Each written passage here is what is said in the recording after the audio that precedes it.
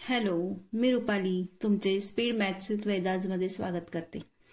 आज आपण बघणार आहोत स्क्वेअरिंग होणाऱ्या संख्येचा शेवट स्क्वेअर आपण कसा करायचा ते आपण पाहणार आहोत। आपण एक उदाहरण घेऊन समजून घेऊया। आपण उदाहरण घेऊया 45 चा स्क्वेअर काढायचा आपल्याला।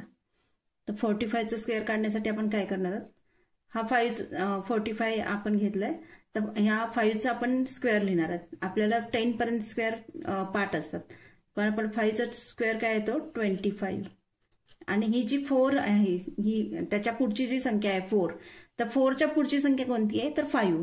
तर आपण काय करणार 4 × 5 म्हणजे 4 आणि 5 चा गुणाकार करणार।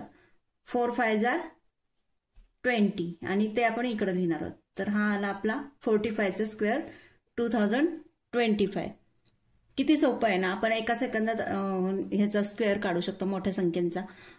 याची जर आपण प्रॅक्टिस केली तर आपण मोठ्या मोठ्या संख्यांचा स्क्वेअर आपण पटकन काढू शकतो। आपण अजून एक उदाहरण घेऊन बघूया।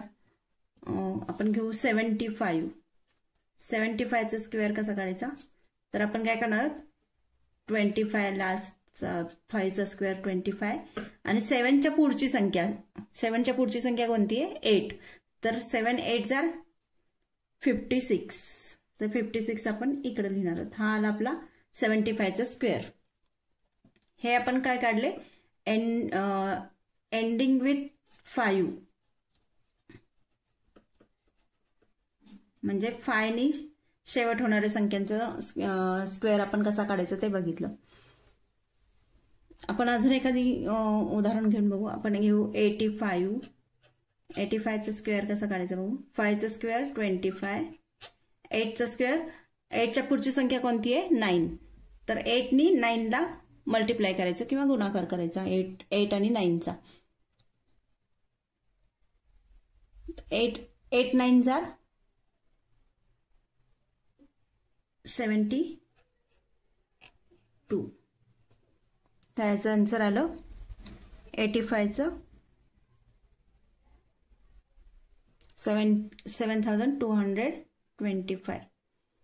समजलं मित्रांनो, असाच आपण कोणत्याही संख्येचा 5 नी एंड होणाऱ्या कोणत्याही संख्येचा स्क्वेअर आपण असा इझिली काढू शकतो।